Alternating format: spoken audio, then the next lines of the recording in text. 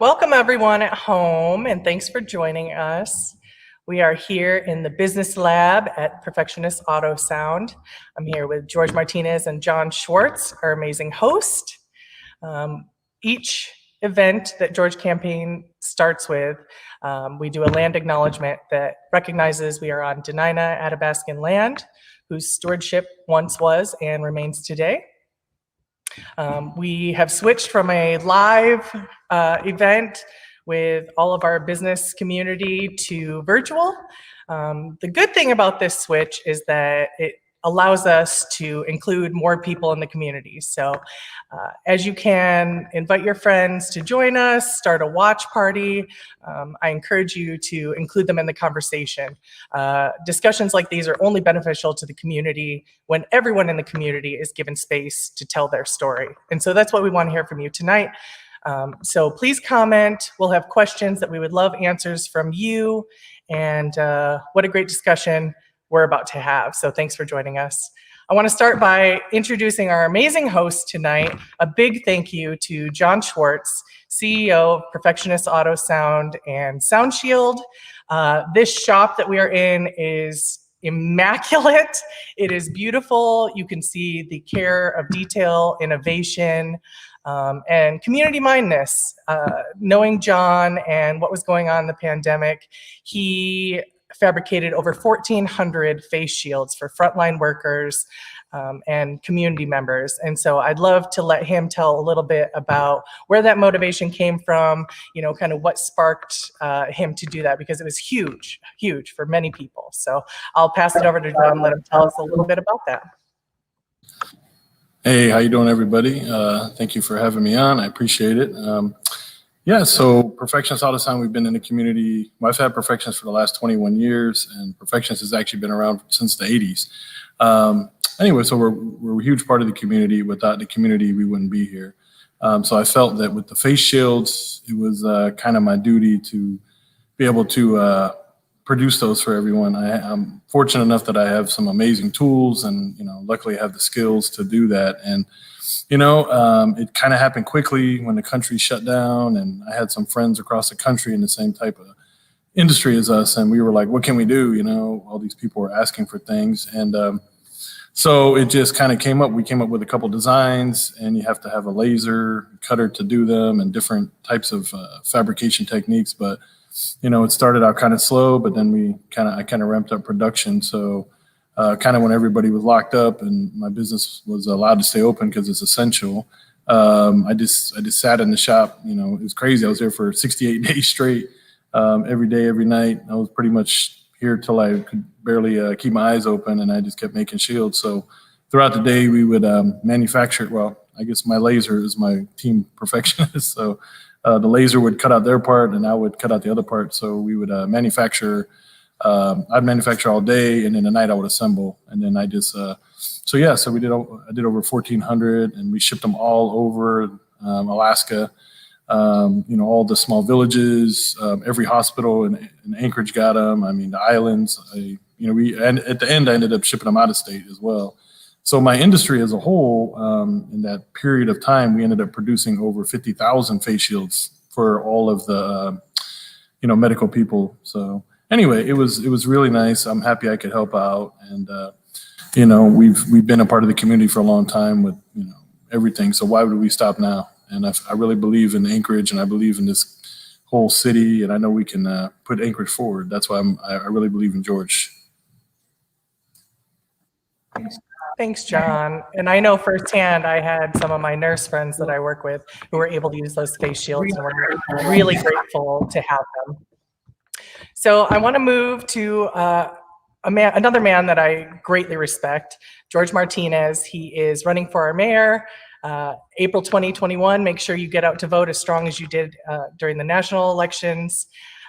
And so when we started, we were talking about having an event here at the shop, and obviously we had to shift, and George and I had been doing these town halls, and so we thought, let's bring in the community as much as we can. Like John said, he cares about the community. We want to hear everyone's story. How's this affecting you?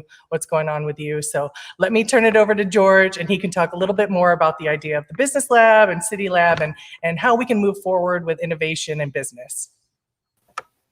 Good evening. Thank you, Jen, and thank you, John. Thank you, all of our friends and fellow Anchoragites.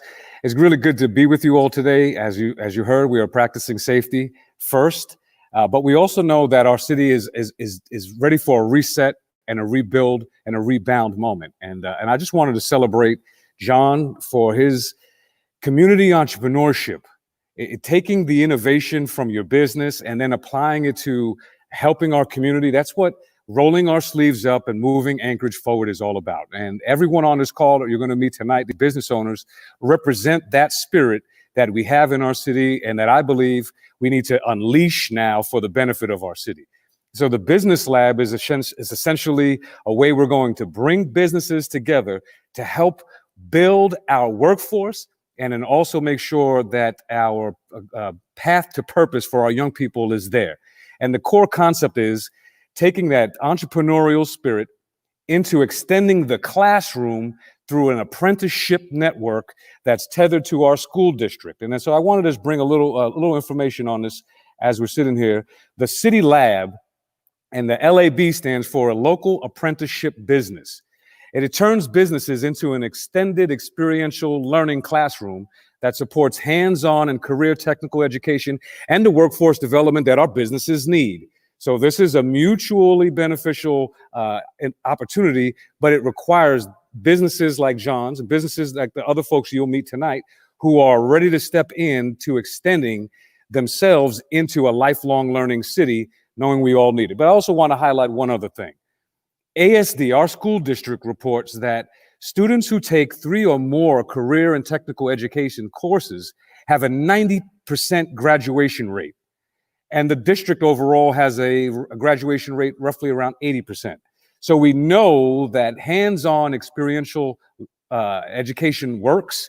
And we know we have a business-first city with a lot of entrepreneurs who are ready to step in. So I'm excited to meet these entrepreneurs, ask them some questions, invite you to participate by sending your questions to us, and know that working together, we will move Anchorage forward. So Jen, let me turn it back to you and let's bring our guests on. Thanks, George. So we have some other guests, amazing people in the community. I want to start with Jennifer Christensen. She's the co-founder and CMO of Beacon Media and Marketing. And I know her through the industry, and it's always fun to see people grow their business, innovate, and her and I have worked together on a lot of projects, and it's always a good time. We're very like-minded, and so I want to give a shout out to Jennifer. Thanks for joining us. We also have, oh yeah, say hello. Hi. We also have Derek Green, the owner and founder of Waffles and Whatnot. I know you mostly through being a giant fan of your product. I saw you at Natural Pantry, the keto birthday cake waffles. I mean, come on. So good. So thanks for joining us tonight. Tracy Parrish, the fabulous Miss Tracy, owner and of Alaska Pacific Insurance Agency. Thank you so much for joining us. I know you are a busy lady, a beautiful member of this community, and I thank you so much for sharing with us tonight. Thank you, and thank you, George. Thank you. We have Don Mega, owner operator of Mega Radio. And again, I've been in TV radio for a long time, and Mega, every time I know you're going to be at an event, I know it's going to be a good time. I know it's going to be good for the community. So thanks for coming on tonight and sharing with us. I'm Jen Motika, owner, founder of Blitz Promotions and event chair for the Young Professionals Group of the Anchorage Chamber of Commerce. So this is our panel, and let's get started with some questions. George is going to shoot it out there. We'll put a graphic up with the question, and I would love to see your responses. What's going on with you guys? We need to know so that we can all do better moving forward.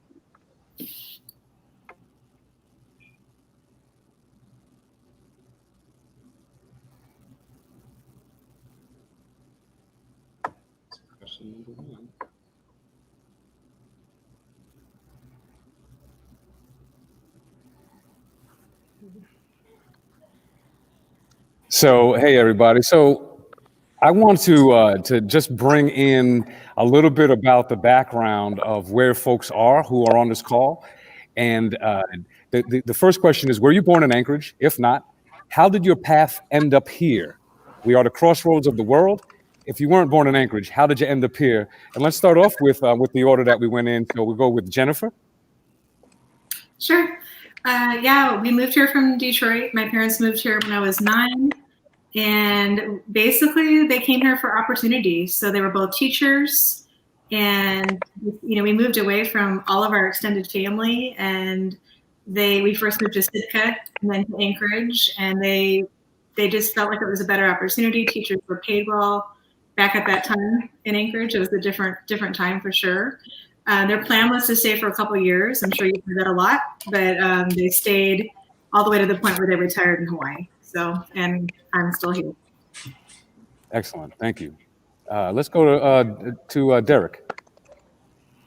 Good evening, everybody. I was not born in Anchorage. I'm actually from Fort Pierce, Florida. I came here from the military. So I was a military policeman in the Army.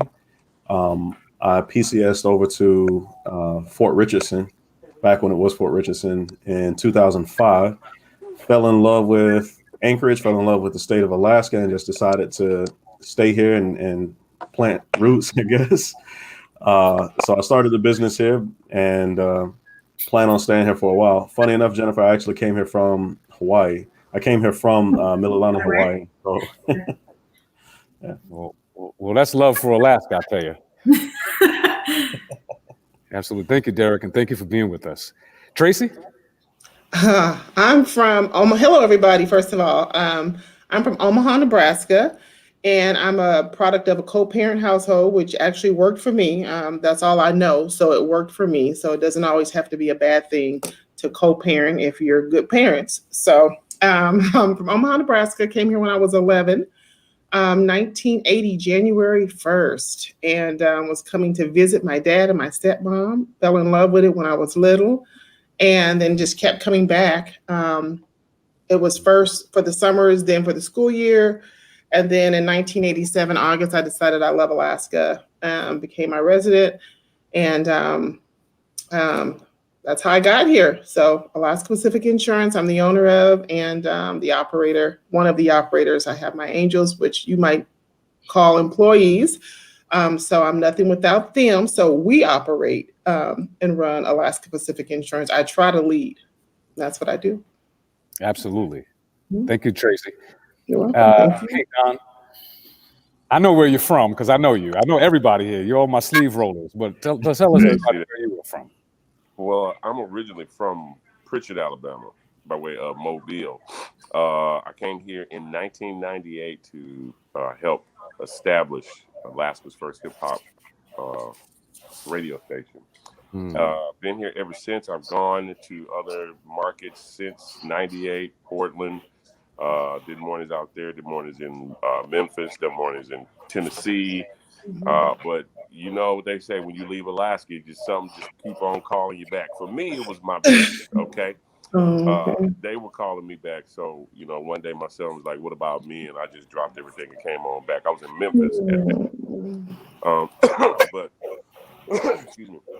That is one of those things about Alaska that drew me back. Not only was a part of my family here, but the people that were here, I consider family. And I missed those people, and I missed the scenery. I missed, the mountains. I missed the fresh air. I missed all of the things that makes Alaska such a wonderful place. And the community is one of those things that is at the top of the list. So I hold Alaska real near and dear to my heart, and I call it home now, just like a lot of y'all do. Yeah. Exactly right, and I think you have common ground across our peers here. And I took that note about home and people finding home and identifying home and choosing home. Jen, and then we'll wrap up with John. I was not born here. I met my husband, who was born here, in college at University of Michigan. And I came up to visit for 2 weeks, and I took that road, headed to Homer. and just fell in love with the place. I mean, anyone who's ever made that drive on a beautiful sunny day, you know there is nothing like it. And that was it. I mean, I was sold on the beauty of this place. And then moving here, I realized the potential. It truly is. I know it's so cliche, but it is the last frontier. There's things that we can do here that you can't do in other places, in business, in personal, either one. And so I knew this is where I wanted to raise my kids, where I wanted to establish my family. And I've been here 17 years and I don't regret a single second. I get to meet all these people. I mean, the people of this community are amazing. And, there's so much division sometimes, but really, we're such a beautiful community that no matter who you are, we help each other because we're all Alaskans, right?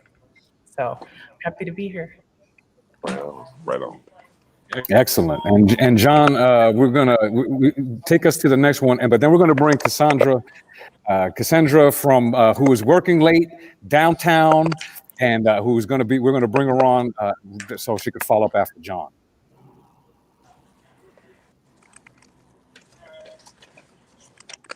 Where are you born? Oh, sorry. My mic was off. Anyway, I'm a little different than everybody. I was actually born in Iran, and then I moved. I'm actually half Thai, so we had to land in Iran, and then I was there for a couple of days. Went back to Thailand, and then I actually got put up for adoption. So I came here. I actually grew up in North Carolina, and my dad was military also. And so anyway, I came here when I was about 16 and just kind of fell in love with it. I never seen snow before, and it was kind of crazy seeing all this stuff, kind of coming from farmlands and stuff, And anyway, I opened up my first business when I was 16. I was going to East High School, Thunderbirds, and so I was kind of known as a stereo guy. Started building all these things, and then so then I got hired at another shop, and then I got Perfectionist when I was 22, and I had some kids, and I just fell in love with Alaska, so I've been ever since. So that's my story. It's that coming for hard work, to have hard work, and to raise our family. That's kind of a common thread here as well. And speaking of one of our downtown business. Thank you, Cassandra, for getting on with us and for joining in. We're just asking the question, were you born in Anchorage? And if you weren't, where are you from and how did you get here? Hey, everybody. Sorry, I am so late. I had a couple customers stay late, which is a good thing. I have been in Alaska my whole entire life. I was born in Fairbanks and I moved to the Valley when I was 7 with my family. And I think I moved to Anchorage about 19 and I've been here ever since. Actually, your business. Bottoms Boutique downtown, and I've been downtown on the corner of 6th and C for the last 11 years. All right. Excellent. Yeah, and let's go around in the reverse order. I hope folks at home you're sending your questions, you're asking them. These are the businesses that a sample of the great businesses and small business owners that we have in Anchorage, the entrepreneurs who I know these folks because they're sleeve rollers, and that's one of the things that I constantly talk about. I've been on Don Mega's show many times, and we talk about rolling sleeves up and getting things done. And these are the folks that do that. But I also want folks to know about your businesses and how you chose the industries that you're in. How did you come to the space that you are as the business people in your industries? And let's start off with Cassandra. Let's go to you because you're just coming into the conversation. You are downtown. You're in your place of business now. How did you get to that? So it's actually funny. When I was 19 and I moved to Anchorage, I was in the laundry business for like 10 years. And I was in a band and I was singing around town and I thought to myself, wow, there's really not a lot of options for Alaskans to go shopping. And all my friends were always saying, I want to go out of state and go shopping. We need a shopping trip. And I was like, man, we really have like a market for that here in Alaska. And so I just on a whim was graduating from college and I just decided I was going to up and open a boutique with zero experience in retail. I sold laundry equipment, but I'd never sold a stitch of clothes before. And I was like, how different can it really be? You know, like you're just selling something, right? And people needed it. And so it was really, really awesome. I feel like me being in a band helped get the word out. And we, Alaskans like fashion. Alaskans like to dress up. Like there's a common misconception that we don't care what we look like, and it's completely false. So in a nutshell, that's how that happened. Oh, that's great. And it shows kind of the way people start businesses. You see a need, you bring your creativity. I know you're an artist, and so you bring all of that creativity to your workplace and to the way you think about servicing our community. Yep. And I think I think that'll be a common thread. Derek, let's go to you because I know I met you. Talk about sleeve rolling. You were doing you were separating from the military, and you were involved in in bringing together folks to start to solve some community problems. And from that, you started growing kind of some entrepreneurial legs. You were involved in Leadership Anchorage, and then I think I may have been one of the first taste testers with my youth commission downtown when you were starting to move the waffles. And so it's been great to see you. Tell us, how did you get into this? What was the entrepreneurial bug, and did you carry that when you were younger and have a chance to really get to it here in our city? So my story is a little different of how I got started. I've always had an entrepreneurial bug. So growing up, I was always selling candy. When I was in basic training, I was that person that went and bought cigarettes to sell cigarettes to people and selling like Polaroid pictures, because you're in your best shape of your life, you know, $2 for a Polaroid. So I've always been kind of a hustler. And at about the 17-year mark of active duty service as a military policeman, I was sitting at my desk and this article came across where Tyler Perry had just purchased Fort McPherson, Army base outside of Atlanta, with the mission of employing 8,000 people from the underprivileged neighborhood, underprivileged community.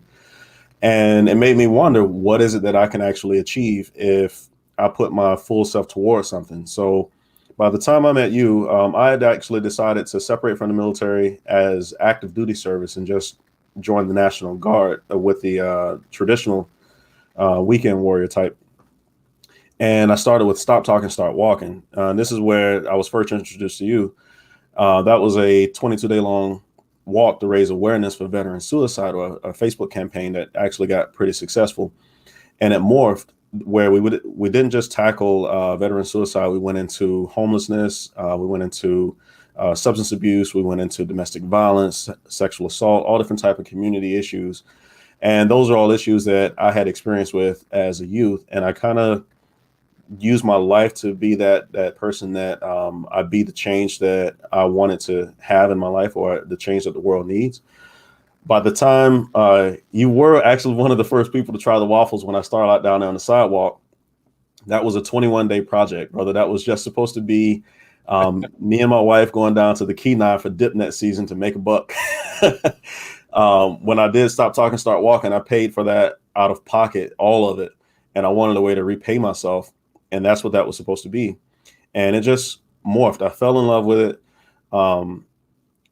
You know, the people that follow waffles and whatnot, or follow the story, can see how various terminal illnesses such as cancer, HIV, AIDS have impacted my life, and how I integrate different things that were very impactful for me into the menu and into the mission of waffles and whatnot as I push forward. And just built a business off of this. It is absolutely my life. There's not a day that goes by where I don't think about waffles and the mission of waffles and whatnot. And now that I've turned this into a franchise, currently franchisable, or about to be franchisable in 32 states, I feel incredibly fortunate and blessed that I started this in Alaska, especially in Anchorage. I think it's a great place to start a business, and it's a great place where a person can come up with a concept and 4 years later move from a picnic table to actually having what I have now. So, yeah. Thank you for sharing that, and to highlight that we have at least almost every year we have lots of military folks separating and who are looking to stay in Anchorage, and there's a lot of entrepreneurial spirit that's embedded in a lot of those separating soldiers and military folk. And airmen. And so thank you for finding your home here and for bringing that good waffles and whatnot to our city. Yeah. Right on. Absolutely. And let's go over to Tracy. How do you get, your industry, how did you get your start? And was this something you always wanted to do? You're on mute.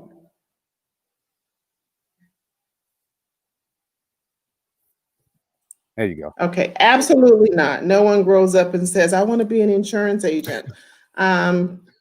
Especially not at 27 years old. Actually, that's when I bought the agency, I was 27 years old. So 22 years later, same location, same spot, still there. Thank you, everybody. Thank you. But K through 8th grade is what I was in school to teach. That's what I was doing. 5th grade, background in social work, background in banking to get through school. So my grandma always told me, when you work somewhere, know everything about it, not just what you hired to do. And so I was working at the bank, and the lady from Nationwide at the time kept coming in, and she said they had a position open, come apply for receptionist. So I went to apply. It was a very open area. If you've ever been into our office, it's pretty open. So it was 6 agents, and they were lined up. And then I walked in, and everybody just stopped. I've always been kind of busy with my dress and my style. So I calmed it down for the interview, but everyone looked at me, so I was uncomfortable. So the first thing I said was, welcome to Nationwide. This is Tracy. How may I direct your call? And the boss said, you're hired. So that was the beginning of my career. So I did not have insurance license. All I did, I was the receptionist. I answered the phones. I did whatever they needed me to do. It started to bother me that I didn't feel like they were taking the calls enough or doing things enough. So I went and got my license, and still, 5th grade teacher trying to finish and get through that. Got my license. My grandma always told me, be ready, be ready. You just never know. So I always say, stay ready so you don't have to get ready. So a situation came out where the Nationwide closed. I went to work for one of my bosses who bought another insurance company. She was getting ready to buy the insurance company I have and leave the insurance company she was with. It was like an Allstate State Farm type of situation. You couldn't have two. And so I was the receptionist, and then I was getting ready to be done so I could be in a classroom full time. Her deal fell through. I fell in. 22 years later, I am here. I stepped in with not a single piece of management experience, business experience, QuickBooks. It took me 3 hours to write my first customer. I think they just left us maybe 3 years ago because they moved. So I knew nothing really about insurance, was not trying to do it. And I literally didn't even know what I bought until one day I looked over and I said, oh, I just bought that. But I knew what was going on over the 6 months. She was transacting the deals. And remember, I was receptioning her and working there as an agent at the time. I had my license, but knew nothing. And the system did everything for me. So I had just had a baby. So my baby was at work with me, and I was just kind of helping her get herself going since we were no longer at Nationwide. And so when the deal didn't go through for her, she said, hey, and here I am. So I jumped in. I didn't have time to be afraid. I made a choice. And I don't know if I believed in me or not, in the sense of I didn't know what I didn't know, but I knew I was going to do my very best. I was going to try, and I was going to learn everything. So I figured, so why wouldn't I do okay? So I answered those questions before I signed, and I decided that I wouldn't do those things that would definitely make me not last. And then the things that I didn't know that would keep me there, I didn't know all of those yet, but I knew what not to do. So 22 years later, several other offices, an amazing group of people. And it's an amazing, first of all, it's an amazing story. That entrepreneurial spirit to take advantage of an opportunity, but you also talked about preparation. And that's what when we talk about our businesses, I want folks listening to the stories to recognize that when we build our city lab, our local apprenticeship business network, this is the value of the education that our young people are going to get. That's inside of our business community now. That's right here, right now. And Tracy, I also want to highlight, I know that you have done that for others behind you. That you've opened the door, and so that you have agents that you help to bring on up. Most That's the right definitely. spirit. Absolutely. And I would just like to say, it all started with me going past being the secretary. Secretaries are great, but I decided to get that license. So Grandma, she was right. Know everything you can about your job. That's right. Well, and then Cal Williams sent a message, said he helped you launch your business and make it big when he took your photos to launch. So He did. I still use that photo. It doesn't look like me anymore, but it was a great picture, so I still use it, Cal. Thank you. I remember that. And if you got questions for our panelists, please chime in. We do have a question that we'll get to the next round, which is kind of the same question we have in our next round. But let's go over to Jennifer. I've seen your journey. I've seen your group grow, and but where did it start, and how'd you get into this industry? So I think three things. One, I was absolutely not looking to be in business again. I had a business about 10 years prior that had a pretty nasty failure, and I was not planning on owning a business again. But hopefully this really encourages somebody. When I met my business partner, Adrian, I was really excited. I had just been working in a job at Alaska Dispatch when they first launched, and I just felt like I was on the cusp of this massive change that was happening in the world. I think most of us, knew that was kind of happening with media, with marketing, with the stuff that I was really passionate about. I'd gone and gotten the only certificate or degree or anything I could find at the time. There was nothing online to learn about this stuff. So I got a marketing certificate from the University of San Francisco, really dug in, learned about digital marketing. I love the combination of the numbers and the creative. So I felt like, wow, I kind of found my niche, and it was something that I was really passionate about, but I had no plans to go into business again. And then I met Adrienne, and I told her all the reasons that she should not be my partner, and just laid it all out and said, no, you don't want to have anything. No, we don't want to do this. I've been down this road, and she just was like, wouldn't take no for an answer. She was like, no, you got it. We've got this together. I can handle the other part of it. We're going to grow this. We're going to do this. Let's do something really good. Let's do something that's going to help our community. Let's do something that, other people aren't doing. We're solving a problem. We're providing something. So, lots of bumps along the way. We grew really fast in the beginning. One thing we didn't consider, which is something that I love that you talk about, George, a lot, is that we didn't consider that this was a very new industry at the time. This is 9 years ago. And we didn't consider the fact that we were learning how to do all these things. So we were learning about Google AdWords and Facebook ads and all the technical sides of websites and everything. But we couldn't hire anybody to work for us. We'd have to train them at the time. So they didn't know either. And so it was really hard for the first number of years to hire. And we just did not consider that part at all. And then we really kind of lost our way about midway of what we were doing, and we tried to be something we weren't. So I hope this also encourages people. We tried to be this agency that kind of serviced everybody and everything, and that was totally the wrong path. So 3.5 years ago, we completely shut that down. We went back to our roots of who we are, and we just dug our heels in and said, we're going to do this. And it took us a couple of years to pull out of that mistake.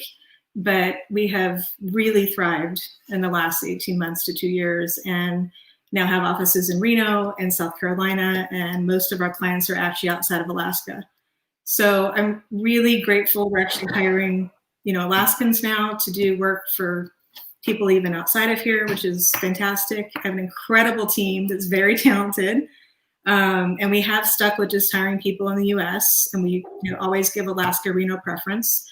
But, sometimes we have to go other places too, but it's been incredible. I feel so blessed and just humbled. All I can say is I just outlived my mistakes and just kept going, kept learning, kept going, did not give up. Absolutely. And you also put your finger on why this idea of extending the classroom and this apprenticeship network is really important, because we do need to grow the workforce that we need for today. But in growing the workforce that we need for today, we're also going to be able to make sure that our young people are prepared to take the opportunities for tomorrow. And I think that's what we even heard. Folks had an opportunity to get into a workplace, and it turned into, for some folks, the next opportunity to even own the business in some of the stories that they were essentially working in. So It's a really great opportunity for our young people. Thank you for being with us, Jennifer. And Jennifer, you're involved in promoting and selling and celebrating Anchorage. I love this community. Yeah, I really love this community. And I mean, all of our conversations since the beginning, George, years ago, I feel like everything we've ever touched together that was always just positive, moving Anchorage forward. And yeah, love Anchorage. Well, great to have you with us, and thank you for sharing your story. Let's go over to, I don't know if Don, are you still with us? I know I see your thing there, but let's make sure your camera's on. Yeah. I am with you, but you said you came up here for radio. Yeah, actually, I did come up here in hopes to obviously start the first hip hop radio station. We did that, but in that process, I discovered, talents of my own, from doing promotions, marketing, to doing voiceovers for, radio commercials, for television commercials, for cartoons, for movie trailers. Now kind of going into a whole nother marketing arena now with video production and creating our online radio live, or a live cast platform. It's like a podcast, but we try to focus on the live factor of it being a live cast rather than a recorded situation, which is how radio is. Radio, for the most part, is a live situation. And that's one of those things that I honed with my talents being out here, is being able to speak to a live audience and to how to maneuver myself and whatnot. And over the years, I've given that knowledge to other people as far as, helping them get started into radio in several different markets. And that's kind of what I want to be able to bring to the table for this whole intercourse right here that we're talking about, as far as how we can help each other on a business level. And I mean, and just the other day, you and I were talking about the apprentice stuff too, and passing on the knowledge and the skills to the ones coming up behind us, and even to peers that are looking to get into the game. And I know that's really important. But you want to just highlight how you see that part of your work. And right now we're actually in motion, so if it cuts out just a little bit, that's the reason. But when I started radio, we were cutting and pasting ribbon. We were doing reel to reels. There was no CDs. After we went from reel to reels, we went to 8 tracks, and after we went from 8 tracks, finally they had this thing called a compact disc. We started using those.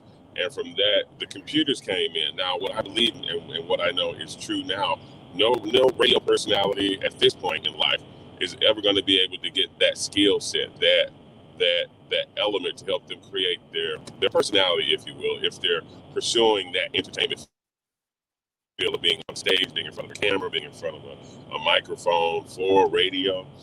And those are some of those things that I want to be able to give before I go on to my next phase of life, and radio is not top of mind. So it's kind of being able to give back and to plant that seed for future generations to understand and to be a part of what this whole broadcast journey has been for not only Black folks, but just for some markets as an entire whole.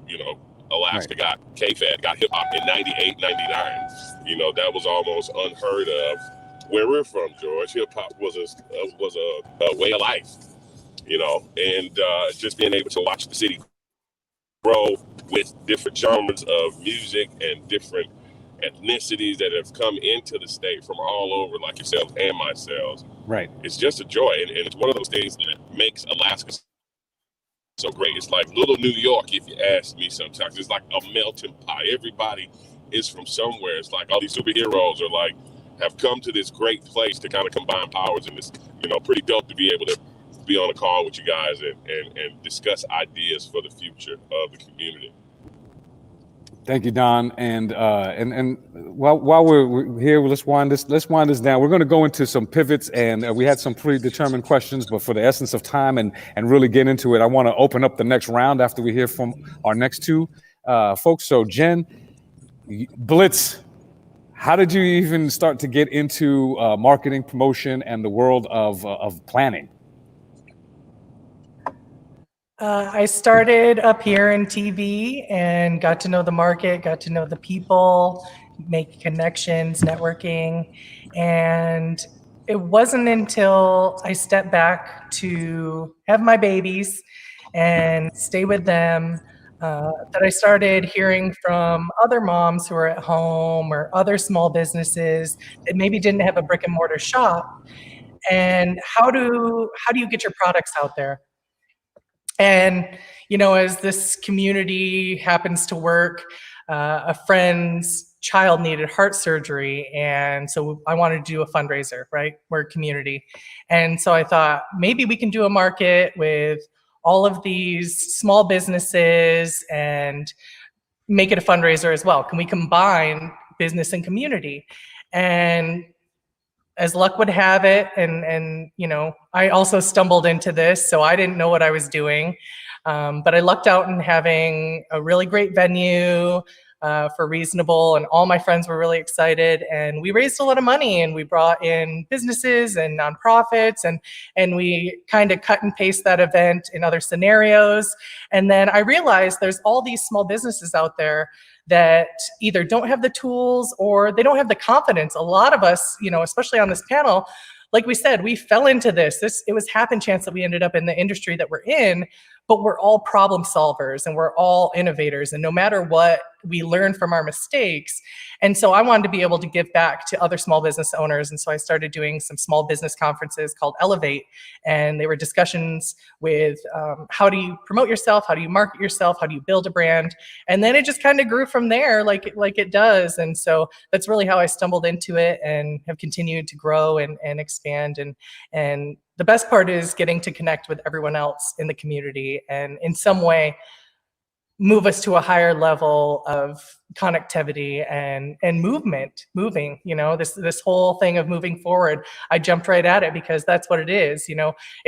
Things get hard, you got to keep moving forward in business, in life, etc. So I love that, and that's one of the reasons why one of the things that you mentioned is this idea of like really diving in, and when I say unleashing the power of the entrepreneurial spirit of individuals in our city, it's exactly what I'm talking about. Unleashing this talent that we have all across our city to be able to help raise the next level of entrepreneurs, of community leaders, but of the workforce that we need. Again, it's the hands-on learning that really makes the difference. And we're going to come full circle to that with John, because this is a critical area. When I first started talking about this idea with John said, I will make an area at my shop to be able to make sure that we have kids have their study time if they're doing this kind of apprenticeship. I'm all in on it. And so this core commitment to that type of spirit is what brings us together. But John had a vision about that too. But how did you start, John? And because you have such an amazing journey from being a young person, building this on up, and really contributing a great deal to our city. Thank you. Appreciate it. So I came from the South, and I always joke around and say the South, we invented bass. So I just love cars. When you was a kid, you only had one thing. You had to have a car to get the ladies. So, I just got to be honest. That's how it started. I was like, I need to get a nice car. So anyway, so I started when I was 14. And so I've been doing this for 30 years this year. It's my 30th anniversary this year. And so I'm aging myself. Anyway, when I came to Alaska, like I said, I started my first business at 16. I was working at my mama's house. And had these cars outside, and I didn't have any gear. And then some people would just bring all their stereo stuff to me, and I'd build these systems all day long. And one day, this girl was basically like, "Man, you're like the sound doctor." And I was like, "Oh, I like that name." So I went and got a business license and bought some hats and some business cards and had a business. And I didn't really make any money, but it was cool. Anyway, when I got to Perfectionist when I was 22, and the owner of Perfectionist at the time, my mentor's name's Jason. He invented this company called CompuStar, and a lot of hopefully a lot of you have CompuStars on your vehicle. So this is the home of CompuStar. Oh, shameless plug. Anyway, so CompuStar started here at Perfectionist, and this is back in 97, 98. I came on with the company in 99. I was the third guy hired, and I was the head tech. I was kind of known in Anchorage as kind of like the stereo guy, electric guy, remote start guy. And anyway, so we turned this company, CompuStar, into now this year, we actually are the largest private security company in North America. So out of Alaska, like it's the home of CompuStar.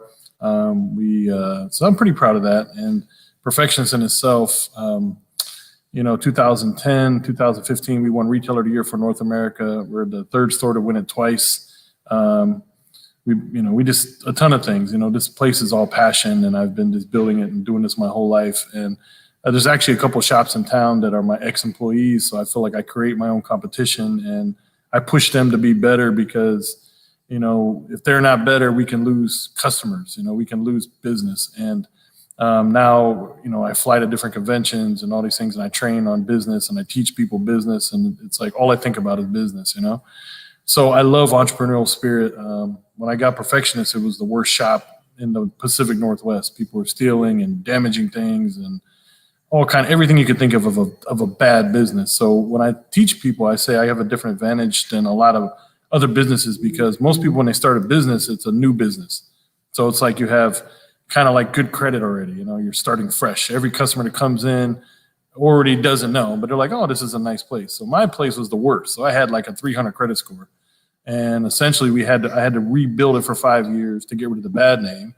Then I had another 5 years of like a new business, and I'd have the big signs, under new management, give me a shot. I was begging people. I'd be in the nightclubs. Hey, come please give me a shot. I'll help you out. I'll do it for free, And then anyway, the last 11 years have been really amazing. So when we started winning national awards, I opened up a couple more companies. So I have another company called SoundShield. SoundShield is my global company. I have my factories in China. I have distribution in Dallas. We distribute to 8 different countries around the world. We're growing every day. And so we're in car manufacturers and things like that. So Derek, I respect the franchise thing. It's awesome. Congratulations. It's a pretty good feeling to be able to expand your business into other things. And I feel like Anchorage is a phenomenal place to start with business because, the median income is a little bit higher. We have people that appreciate nice stuff. Like Cassandra said, people want to shop. They want to be there. So I love Cassandra's business because she's unique. I feel like my business is unique. And I feel like all these other things that we do is how we continue to be strong in this community. I remember when Best Buy opened up across the street from me and everybody was freaking out. Oh my God, Best Buy is here. And I was like, it's all right. It's going to help us out because they'll do a good job of not doing a good job. And then the specialists will be here, So, I'm not knocking on them. It's just reality, So is that a knock? It is kind of a knock. All right, I knocked on them. Anyway, but call it what it is. It is what it is. Small business is the backbone of the community. I employ people, I train people. When me and George met, I really, really believe in the number one problem that businesses have is we can't find employees. Everybody wants to make money and everybody wants to do, but nobody wants to do anything. Technical, these beautiful things here. I don't know how many cars I've tore apart with these and different things that we did, but I feel like with my own 3 daughters that I have, I tell them, hey, you're going to go to school, you better learn something technical. You're going to be a doctor, you're going to do something, it better be technical. And I was like, that's the world, In the Amazon world that we live in, I'm relevant because I can install. I can still take cars apart. I can still do things. So what I told George is I said, hey, if somehow Perfections can be a hub and we can get kids in here and we can do stuff, I can teach them things that I know and my staff can teach them things and they have life skills. We do woodworking, we do metalworking, we do fiberglass, we do electrical, we do, everything. So I feel like I want to be like the South branch of this business lab, and I can create and teach people. They may not want to do this career, but I can make better employees for other business owners because I can teach them the skills and the foundation of what a small business is. I'm very fortunate that, we're on a global level, we're on a national level, local level, but it's constantly trying to make sure that, everyone knows that. I always had the same, money's a side effect of amazing service. And I had a conversation with a friend, and at the end of the day, we need money. I don't want to focus on it, but realistically, serving is the key. We have to serve, and the blessings come from that. But serving isn't just retail to customers, but serving is employer to employee, older to younger, different things. And then out of that, we can grow something amazing. And I feel like that's the foundation of perfectionists. And that's why I feel like this would be a great idea to get kids in here, or even older people. I can teach older people stuff too, and say, hey, this is a way, this is how we can be more employable. A lot of employers, the first thing people say is, everyone's replaceable. But I teach every single employee of mine, I want you to make yourself irreplaceable. I remember my irreplaceable date. Every single business owner here, at one point you worked for somebody and you figured out your irreplaceable date. That date when you said something and they couldn't fire you, and you're like, I'm irreplaceable. I know my date exactly. I was in another state and my boss yelled at me, and then he called me back an hour and he's like, I'm sorry. And I was like, oh, what'd you say? You're sorry. Oh, lovely. I'll be work when I get to work, because I knew at that point I was irreplaceable. So that's real. So I want to teach people how to have that work ethic that we have, I've been doing this 30 years and I love every minute of it. And that's work ethic. My dad was military. So, hey, Derek, I appreciate you being in the military. Thank you for your service. My dad's Army, 23 years. And so I appreciate that. And I feel like a lot of these kids, split homes. I came from a split home myself. So we just didn't get a lot of the stuff we needed, But I feel like in this atmosphere that we are in now, us successful business owners can give a piece of this. And if these kids jump around or whatever the idea of the lab is, I think it'll be a huge thing for future employees to be part of the community that's going to help build this back up, because Anchorage is such a great place to be for business, I think. Yeah, great Great stuff, John. great stuff, John. And I just want to highlight that the apprenticeship work that we're talking about are things that happen in our city, and when they happen really well. So first, I want to just shout out KCC, because they help to prepare lots of young people for the work that we need today in our city and our state. And lots of young people go through KCC, and it's really important that background that they get. But essentially what you're hearing is we have a city full of talented people who are willing to help us expand the classroom through apprenticeship work. And so this is a really great opportunity for our city as a part of our reset. We are a blue collar city. We are also what they call America's hardest working city. We have all sorts of people working really hard, but we do have these gaps in who's coming next. And I also would just highlight this with respect to the municipality. Over 40% of the municipal workforce is only 5 years on the job or less. We have to build the replacement parts for our community, and that's why we call it the cradle to career and beyond. We talked a lot about the cradle to career, but now the beyond is really important, and John highlighted that. There are adults who are looking to get back into the workforce, whose jobs have been displaced from larger economic situations, and there are opportunities for us. So apprenticeship is just not necessarily for our young folk, but it can also be a way to continue to grow with the ability to remain relevant in the workplace. So we want to invite businesses, we want to invite obviously public entities, but also labor unions to join in this call, so that if and when I'm elected mayor, we will roll this out as part of a career and technical education wall-to-wall school district. It doesn't mean we're not going to have kids that are going into post-secondary academia. I personally went into that route and became a university professor, but early on. But it was the same exact mentorship and apprenticeship opportunity that helped me become more and transform from a student into an educator, from an educator into a business owner, into a diplomat, into other things. And so I think that's really important. But let's highlight this now. COVID is happening. Modifications are going on. Lots of our businesses are confronted by both the pivots of the normal transformation that businesses need to do to stay relevant, let alone the current state of affairs. Anybody's welcome to popcorn in now. What have you done to modify? What have you seen with respect to the opportunities? And what do you see is next for businesses in terms of pivoting forward in this environment? And how can we also work together to strategically align resources now that maybe things are changing? And let's see who unmutes and popcorns in, and we'll take it from there. Eric. Cassandra didn't get to Is speak, everybody so do you want to go? Everybody's looking at me. Yeah. Hey, yeah. What? And I apologize if I go away. My phone keeps crashing out. So if I do, I'll pop back up in a moment. But like I said, I've had Bottoms Boutique downtown for 11 years. And I've never experienced anything so unique as what we're going through right now. The cool part that I keep telling everybody is that we're all in it together. And so I think we're all just trying our best to like figure out what in the world's going on, and nobody knows. And we're just reading up on stuff and trying our best to mainly be adapt to the changes. With my business, COVID forced me to finally finish my website. So that was cool. It was a lot of work for me, but it got going. And so I finished it. I started offering deliveries to my customers, like wearing masks.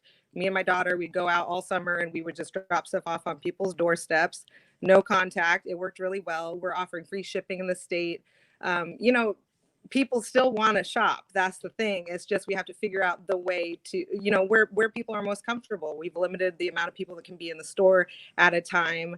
And I think everybody's kind of doing this. You see restaurants are doing it, bars are doing it, like everybody's ever changing. And so just being flexible, like I have so many options of pop downs on my website now. Do you want me to bring it to you? Do you want to do a drive-by and I'll throw it in your door? Do you want me to, it's just like all random things. Like tonight I made a delivery to a hair salon with some girls. And then I went over to Buffalo Wild Wings and dropped off something to another employee that works there. And so it's just different, but I feel like we're all in pretty dang good spirits for what's going on. And it definitely has affected business. Business for me is not what it used to be, but considering the fact that we're in a pandemic, I feel like we're doing pretty good, So I think as long as everybody just keeps that in mind and tries to do the best that they can. I mean, we're professionals in our industry. All of us are, and we know Right. what needs to be done. And, I feel like I reach out to my customers and I have an email list that I've built for the last 11 years. And I'll send an email and say, hey, what do you guys want? What are you looking to shop for? What do you can't dress up as much anymore. So things are a little bit different, but maybe there's more of a market for, workout clothes or like bum around the house clothes. Like there's still, people still want to look good. And so just, keeping that in mind and asking your customers what they want and need and taking polls and just being active. Like I'm very active on Facebook and Instagram and I'm open. People know me. And so they can call and say, hey, I need a dress for this. What do you got? And I can just, I just try to make it more personal and help them out. So that's kind of, and like you said, one of your modifications is also doing the drive-by drop-off, right? So it was like take Totally. out the order of clothes, right? So you'd pop outside and you'd meet people. That's a phenomenal modification. You started doing that as just a smart thing to do even prior I did. to COVID, right? Yeah, but then now it's like, became a thing. now it's a real thing, and it's a great adaptation. But you also highlighted something that I want to see if anybody else can piggyback off of this.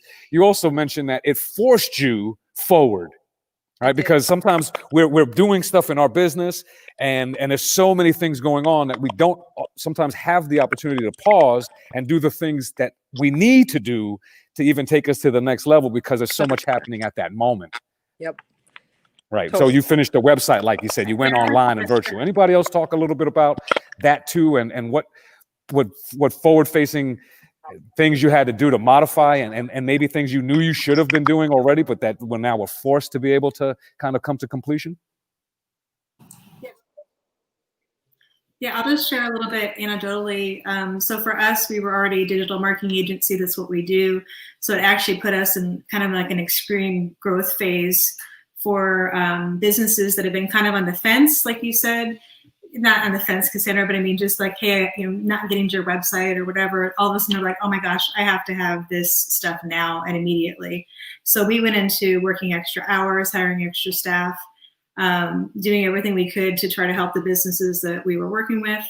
And I did notice a couple of trends anecdotally, and then I've seen them, through the stats that I've really seen online of what's happened with a lot of small businesses. In most industries, not all, but in most industries, those that have really adapted and worked the way that you're talking about and just completely just taken it on and done whatever they can have been in some ways, fairly successful or extremely successful. And some of the things that we did was we did like Zoom training with clients, stuff that we don't normally do, anything that we could do on the side that would help people. We actually wrote press releases and different things that they could use as kind of a guideline to talk to their clients about how they were changing, how they were operating their business. It was just very, very intense for the first couple months. But as I've seen it come through, we actually have some businesses that are service businesses, even like dental, HVAC, things like that are having their best years ever. They took a very aggressive approach. It's not like there wasn't more market share. They just took a bigger percentage of it because they decided to just go for it all the way. So I know not everybody can do that. I think just everything actually Cassandra said is spot on. It's figuring out the best you can. It's talking to people in your industry. It's us coming together as a community, trying to help each other out. I had a lot of phone calls from people that are not clients.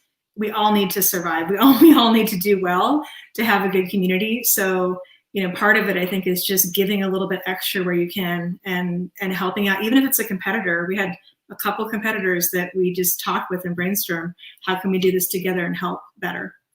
So that's it. Great point. Anyone else want to popcorn in?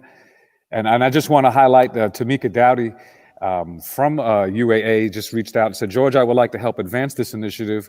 And, I started this work, what I called earlier, the Path to Purpose work that we did convene for 4 years out of the municipality, got the university together. I currently sit on the school district's Multicultural Education Concerns Advisory Committee and the university's Chancellor's Advisory Board. So the pipeline, the ingredients for the pipeline are right in place for us to be able to do this city lab and to take advantage of all of this rich talent and experience that we have in our community. Let's keep talking about these transitions and these pivots that folks are doing, so people can also get some ideas when they may be home as business owners thinking they're in some of these challenges. They're facing some stuff, and they may not have the network of resources that some of us have to be able to even share. So who else would like to jump in? Derek?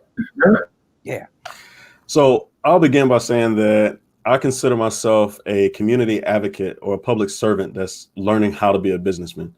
So when people look at my Facebook page or they come to Waffles and whatnot, just understand that I've spent the last 4 years, I didn't have a business background at all. I joined the military at 17 years old. So the military was my life, and I'm learning how to operate a business. But in doing that, my purpose has always been to give back. So one of the pivots that I'm doing here at Waffles and whatnot, I just completed building this restaurant, remodeling this restaurant, and then COVID hit. So we've actually been shut down twice during the build out. And now my spider sense is tingling, saying that this restaurant is about to get shut down again because of the surges that have happened with COVID. So one of the things that we did is I remodeled it in a way that was more COVID friendly. We installed 3 different air filtration systems to be able to filter the air better. But that's irrelevant if the doors are shut. I want to get back to the community by doing things like all of the food trucks that were operating in the summertime that had to shut down through the winter, that don't necessarily have a place to operate. I want to take my restaurant space and be able to feature their foods as guest chefs, whatnots, for a week at a time. So allowing that food truck operator to come in for a week, showcase their food. And it doesn't just have to be a food truck owner. It can be a restaurant owner. Just saw somebody sent me yesterday that there's another restaurant business that's shutting down. And immediately one of my staff members was like, man, they have the best of this kind of sandwich out there. So being able to have, if that entrepreneur wants to have that opportunity to still showcase their food, reaching out to them and saying, hey, pardon me, do you want to get in the rotation so that this week, next week, or the week after, you can take over the restaurant for a week? Another part of what I'm trying to do is, with the lobby being shut down, we want to be able to still use that space. It's a beautiful space. So being able to just take an hour a day or something like that, connecting with other businesses. You talked about how we connect and support each other, connecting with marketing companies like Jennifer Christensen. I saw that Baina chimed in earlier, connecting with other entities out there and being able to say, I want to showcase artists. So, for an hour a day, every single day, we'll allow the artist, whether they're a musician, whether they're doing spoken word, whether they're reading a book that they write, or whether they're teaching people how to paint, give that artist, an hour to come into the lobby, and we broadcast them on Facebook Live, performing their artistry in whatever genre that is. And for the folks at home sitting around trying to figure out what to do, it'll be an hour where they can actually, be a part of the community. I'm an out of the box thinker.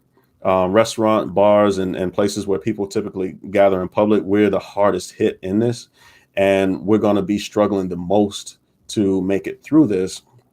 But I do think those entities that are community focused and not necessarily focused on the dollar have the best chance of making it through. And those are some of the things that I'm doing to pivot for Waffles and whatnot.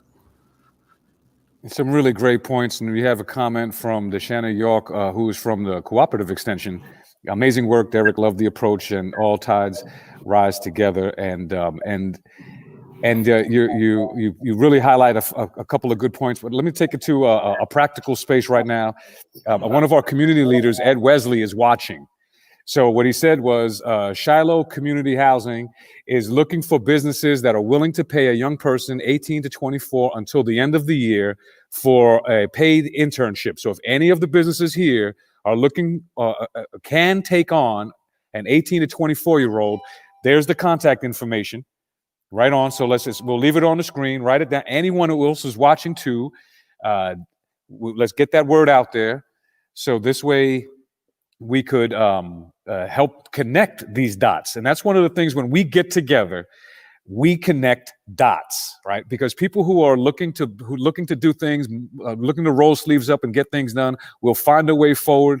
Every panelist comes from that same energy, that same spirit. That's what makes your businesses successful, and that's what makes the businesses relevant. The ability to be aware of the environment and how you're giving back to the city. So this is a great opportunity. You leave that number on there, 907-770-2993. Thank you, Mr. Wesley, for watching and for tuning in. I think we got some takers on the offer. These are, again, internships for 18 to 24-year-olds for at least from now through the end of the year that are paid from Shiloh. So yeah, this is a great opportunity to start to build this city lab right now in practice. Excellent. Any other thoughts that folks want to share as we are a little bit over our time, want to just respect everyone's time, but anything that we didn't cover, we didn't share. And I know Cassandra, she's popped on and off, so we're going to bring her back on, but I want to make sure we see everyone. But any other things that folks want to share that on the way out with respect to just what you're doing now and what you see next to come? I think it's a really good time to be self-reflective in business and personal. There's so much fear out there, but you can really harness those doubts and turn it into hope and turn it into innovation. And by looking at yourself and your business, how are you serving the community? What problems are you helping to solve? That it gives you an opportunity to revamp, revise, we talk about the rebuild, and change the direction in a more positive way versus expecting. A lot of businesses that might just go, well, I know they need me. You expect them to come in, you expect them to buy your products. That expectation, I don't think is a certainty anymore. A lot of things are shifting to online. So it's a really good opportunity to be self-reflective. I think that's important. Really great point. Thank you, Dr. Nelson from University UAA for reaching in. We do have a great group of panelists, but these are community entrepreneurs who care about Anchorage, who contribute to our city, and who are ready to take it to the next level as we build the pipeline that is the most important pipeline, our cradle to career and beyond pipeline. Tracy? I would just like to say for the business owners, a lot of you out there just all you know is your trade, and that's great. Right now, if your trade is low, you're not doing it as much, I'd like to encourage you to start learning your accounting system. check the checkers, what I say. So whoever your accountant is, ask questions about your books, not just can you give me a copy of them? How do I do them? If you're not signing your checks, you should be. But learn everything outside of your trade so that you're more comfortable. You know what's going on. Before COVID, a lot of you were too busy to do that because you were doing your trade. But right now, ask other businesses. I am available by appointment to just kind of talk with you or for questions about things like your QuickBooks or which payroll system or why do this or why not. I am no expert, but I can at least guide you and direct you to where you can go. But don't be afraid to learn the things that you don't do. And the fear of COVID and us not having jobs has already set into all of us. It's happened to many of us. So you can't get any more afraid of that. This is the perfect time to learn those things that you don't know, but you should know. And if you don't even know what those things are, ask somebody. I'll tell you. So just learn those things. They're very important because you can also lose your business because of a lack of knowledge or information because you've assigned it or designated or delegated it to someone else that you thought was qualified, certified, and professional. But things happen. So you always want to be available. And I notice when our customers, we spoil our customers, and we're having to stop doing that because we've actually enabled them in some ways. And this is our business customers more so they need help. Oh, Tracy, I don't know how to do this audit. I don't know how to do this. Ty, can you help me with that? Misha, can you help me with that? So we help, but now I want to teach you how to do it. I want to teach you how to do it so you know how to ask the questions. If you don't know what you're doing, you don't even know what to ask. But if you know what you're doing, you know what to ask and you know what to check. So take the opportunity to ask some other business owners. If you feel more comfortable talking to someone you don't know, just reach out. You'd probably be surprised at who may or may not help you. I'm not competing with anybody, so you can come ask me anything. You can go open a whole nother insurance company, and I'm not competing with you. Like John said, some of the other companies have come into town, and you were like, oh, well, same thing. If you know what you know and you believe in what you believe in, then you are your business. Then you're not worried about somebody else taking your business from you. So a lot of the insurance companies, a lot of people have come in and out, and they leave. But then the big companies have come in and they've taken a bunch of the little offices. So everyone's all looking. And I'm looking right along with y'all. What are y'all looking at? Because I'm not going anywhere because I'm not ready to leave. Tracy, let me highlight something that Dr. Nelson from the university just highlighted and said, UAA has just started a fast track certificate in bookkeeping. Tracy, you're exactly right. And that's a pivot that the university did. They may have lost some programs, but they have aligned to some practical needs and some upskilling and some certification stuff. And that's why I know we do have an opportunity to bring UAA, ASD, and our business community together to really roll this out in a very strong way. So there was one question that folks happened, and we'll pass it over to John. I know you had something to say and to kind of close into this conversation with us, but somebody asked, how do they get involved in this? Right. So I want people to, if you're a small business, if you're interested in this conversation, visit the website, and I'm going to scroll it on the bottom of the screen here, and just visit the website, be able to, it says, you could donate, but you could visit the website and send a message. Say you're a business, you want to learn more, you want to be involved with this. We are laying out an agenda for what we can achieve together in this city. I'm running for mayor, and this is part of my platform. So I'm driving this, and I feel really honored to have these businesses supporting my platform, but they're essentially supporting our city because this is an idea that we're all going to benefit from. The municipality is going to benefit from it. The city of Anchorage is going to benefit from extending the classroom out there, giving our young people the hands-on capacity to learn through experiential learning. And these are the businesses that have the depth of experience, the knowledge, and the talent that are going to really help build that learning bridge. But everybody also needs a skilled workforce. So this helps to develop the workforce that we need today. while preparing our young people for the innovation for tomorrow. John, let's close us out with this. So I would just wanted to add in too. I love where everybody's going, but I kind of got one rule of business, and it's probably my first rule. And I feel like in this COVID times and crazy times and all these things is that number one rule for the retailers and business owners is be your own customer.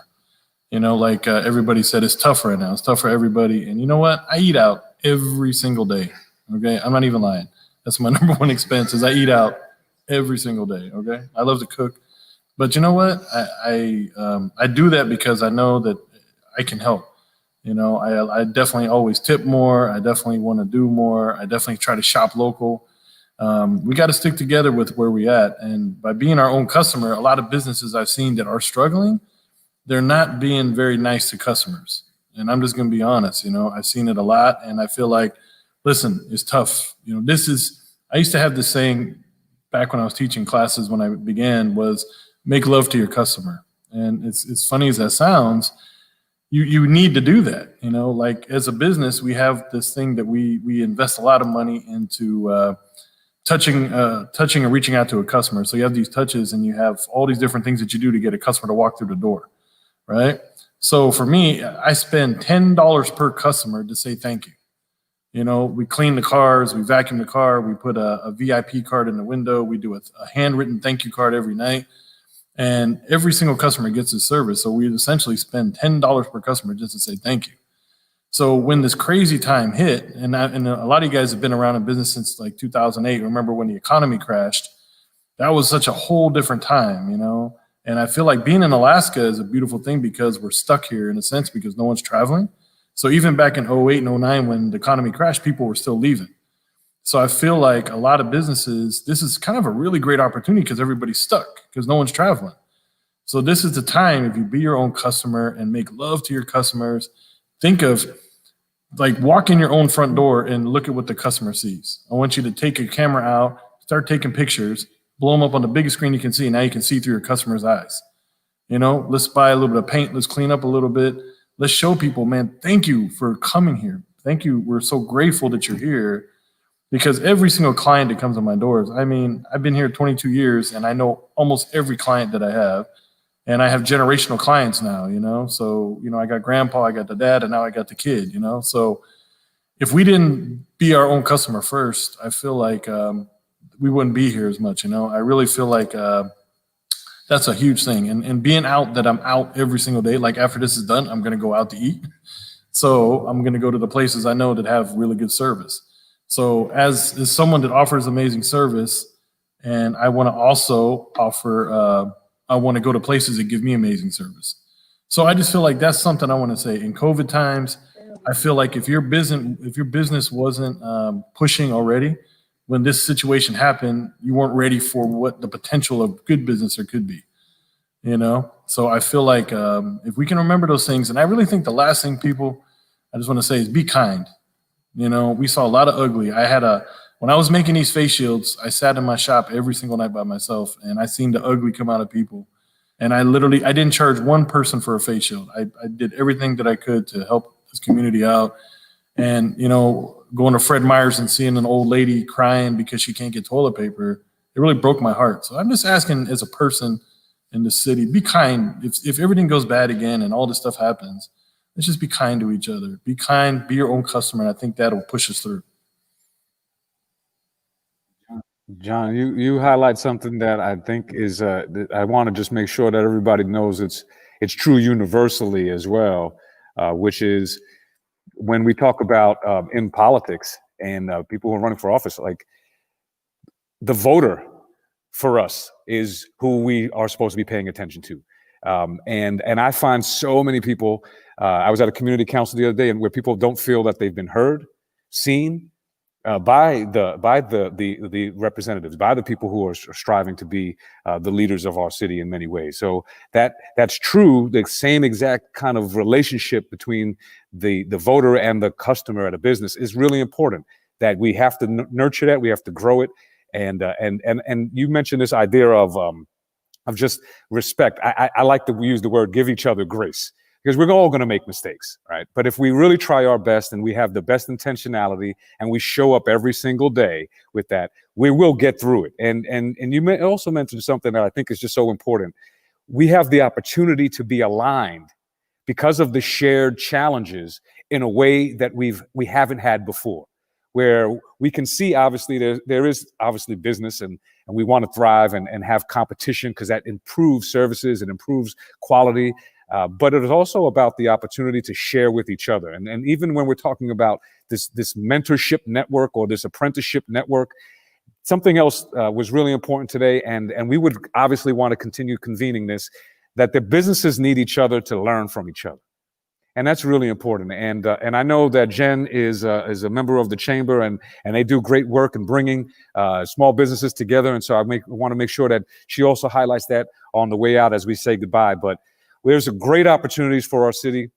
You've heard wonderful stories of people who reset their own journey, who built a platform for their own success, and who want to see the investment in other people to be able to continue the legacy of what their work is and to be able to contribute to our city, right? So these are really great opportunities for us. I encourage everyone who's tuning in to visit the website, support the campaign.